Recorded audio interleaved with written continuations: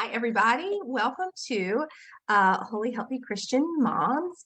For those of you who I haven't officially met, my name is Erin Kay. I am a licensed master level social worker and a certified Christian health and life coach. And I am the expert in helping the driven yes woman find more energy, find more joy, and to stop the spin cycle of the chaos in her life.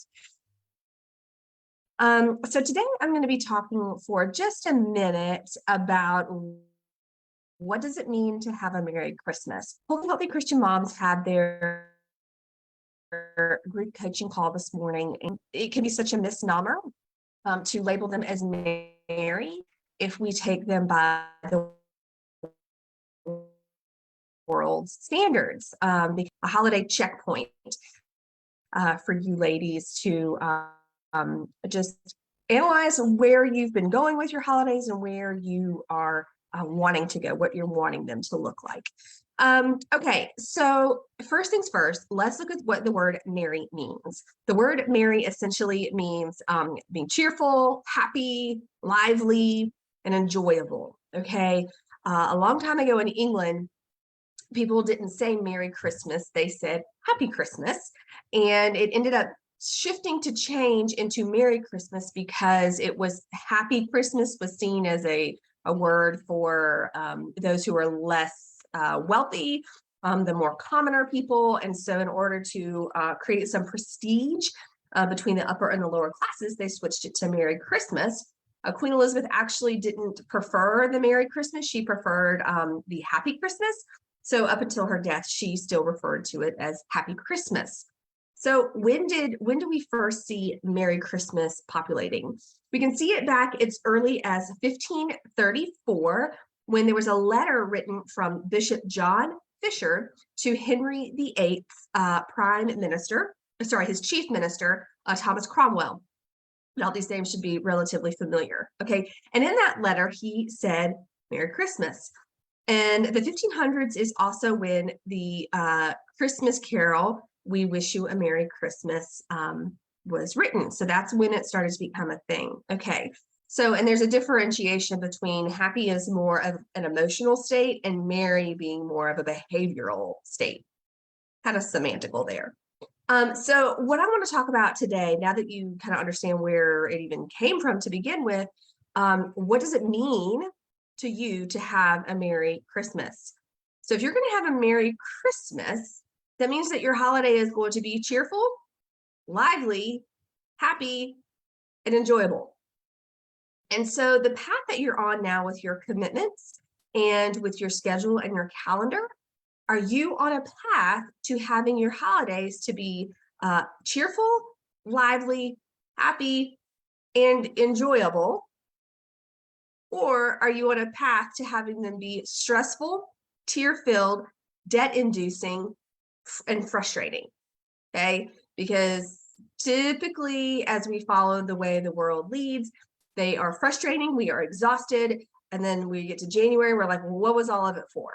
Okay, so this is what I want you to do.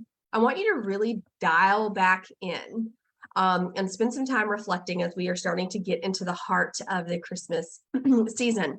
And I want you to ask yourself some questions as you are navigating this. The first thing I want you to ask yourself is, when it comes to the Christmas season, what does not make you merry? What does not make you merry during the Christmas season? Be honest with yourself. I mean, the Lord already knows, so just get it out.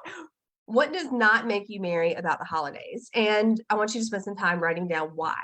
Why does that not make you happy? Why does that not make you merry? These things. If you're coming on, say, hey, let me know you're watching. After you spend some time investigating what doesn't make you happy about the holidays and why it doesn't make you happy, then I want you to, on a different piece of paper, I want you to write down, well, what does make you merry during the holidays? And why do those things make you merry? Okay, so at the end of this, you're going to have two lists. One list of the things that don't make you merry and frustrate you during the holidays and why they do. And on the other list, the things that actually do make you merry and give you life and are cheerful and happy and enjoyable and bring just health. Okay, now you get to look and have a discussion with the Lord and a discussion with your spouse What on the list of the things that don't make you merry are you going to do less of? And what are you going to do that makes you merry more of? So less of what doesn't make you merry, more of what does make you merry. And I know there's almost 600 of us in this group, but I feel like I know the hearts of you ladies, and the things that make you merry are not the busy, crazy, chaotic schedule, bouncing from house to house and doing all the things. The things that make you ladies merry are spending time with your spouse, spending time with your children, and spending time at the feet of our Lord. So that's what I really want you to encourage. What I want to encourage you to focus on is time with your family, your immediate family, your nuclear family, and time with the Lord. All the rest of it, if it doesn't make you merry, why are you doing it? There's no rule book that says that you have to do it. Follow the Lord and what He's wanting you to do to make this season be merry and light. And you'll come to January being like, wow, that was amazing. The Silent Night, it doesn't say all was chaotic and all was crazy. It says all was calm. All was calm. So how can you create a calm season? I also want to let you know that I have something really big planned for the end of December that is going to help you to set up your 2023. So just stay tuned for that. I'm kind of parsing it down. The people that are in the 80-mile walk challenge, they got privy to it first. What's happening, and my one-on-one clients also got information about it first. But please just stay tuned for a really amazing event and a really amazing online party that is going to set you up well for 2023. If you have any questions, please let me know. Let's help to create merry holidays. I'll talk to y'all soon.